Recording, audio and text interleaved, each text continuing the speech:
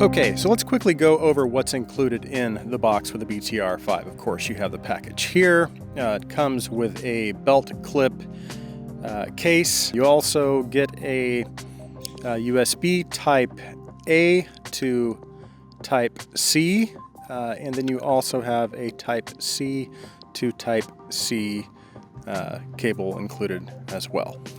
Now, as far as the inputs, outputs, and buttons on the bottom, we have a Type C input. So this is for either charging the device or using it as a USB audio device. On the side here, we've got a volume rocker. We have the main power switch, and then this acts as a selector switch whenever you're navigating through the menu.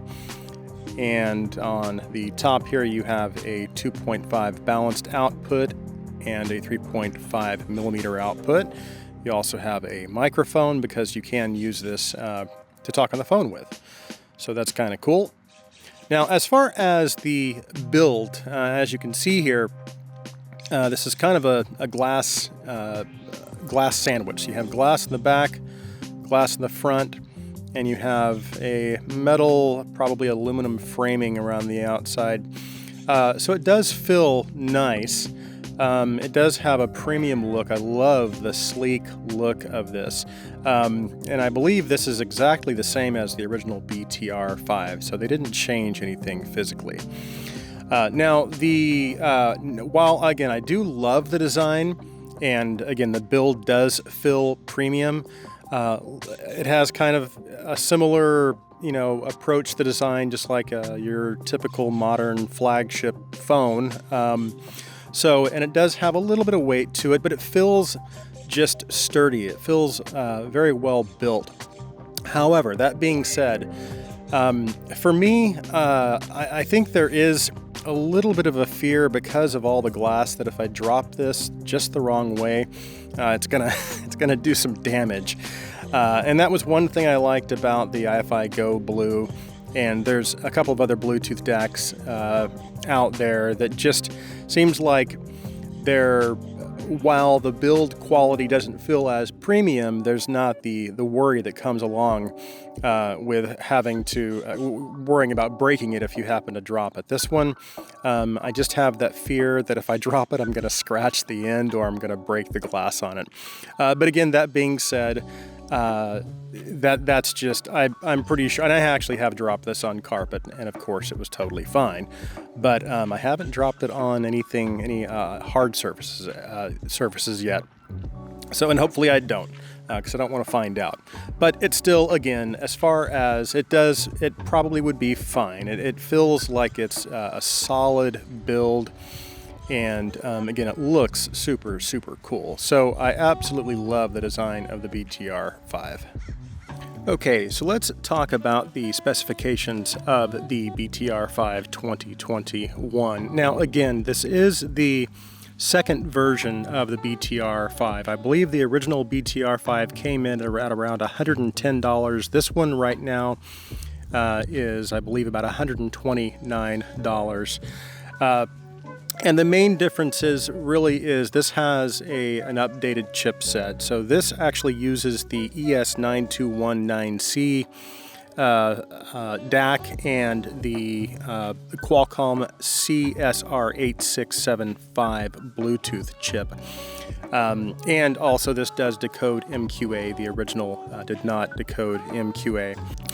This does have Bluetooth 5.0 and it decodes basically all of your standard Bluetooth codecs, AAC, SBC, aptX low latency, aptX HD, and LDAC. As far as the Bluetooth range, I have to say I was a little disappointed because I was only able to get about 15 to 20 feet before I started losing signal and the audio would start to break up.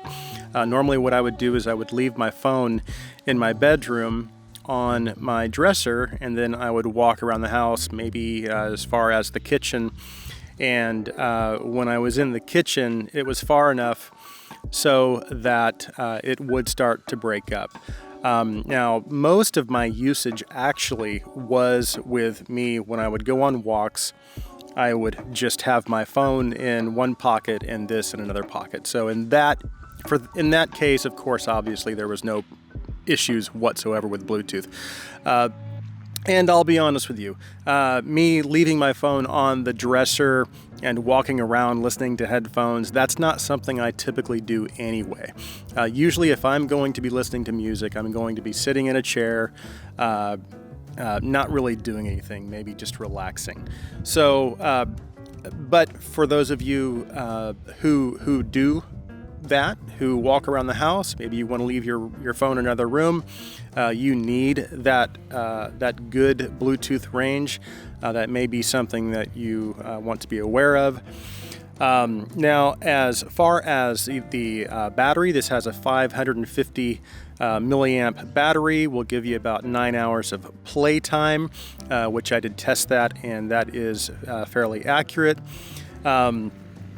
The output power on the 2.5 output, you have 80 milliwatts of power. On the 2.5 millimeter output, you've got 240 milliwatts of power, which is plenty of power actually for all of my IEMs. I did, of course, my most sensitive IEM is my Campfire Andromeda 2020, and the hardest to drive IEM that I have is the Nano 2.0. I did have to put it in high gain with the Nano 2.0 just so I would give myself a little bit more headroom, but with high gain on, it was perfectly fine.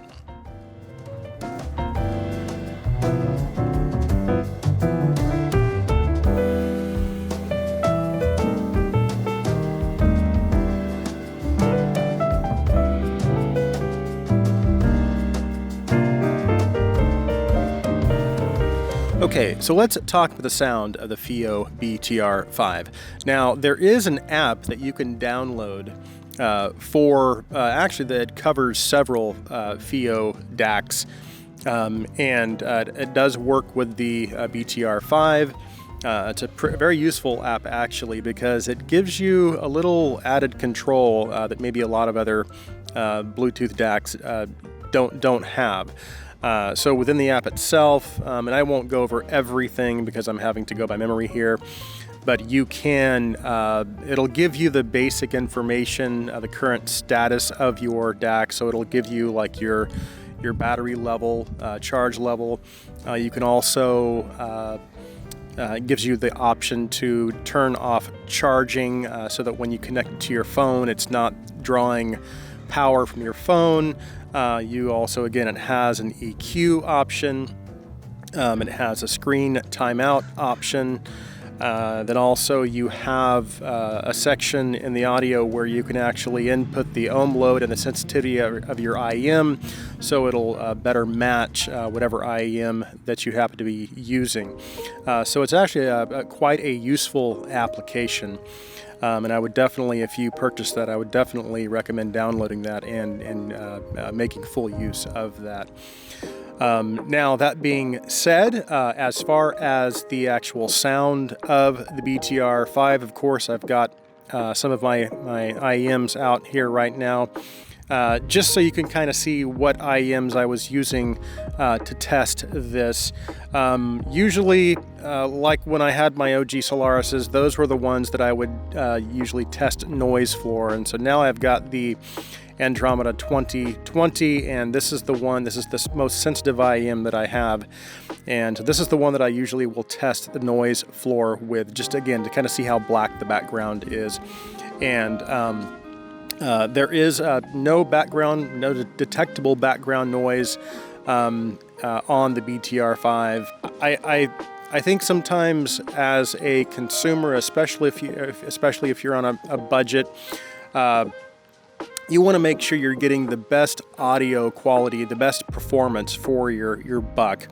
And obviously there's a lot of competition in the 100 to 150 price range, even up to 200 again with the iFi Go Blue. And so there's lots of options out there, and there's lots of competition. So people want to know what's going to give me the best bang for my buck.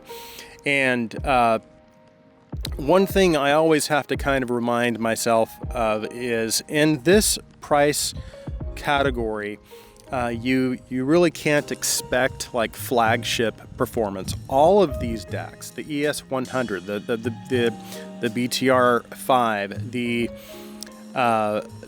iFi Go Blue, even a lot of just the regular USB DACs, the PAW S1, the Lotu PAW S1, now they have the Lotu PAW S2.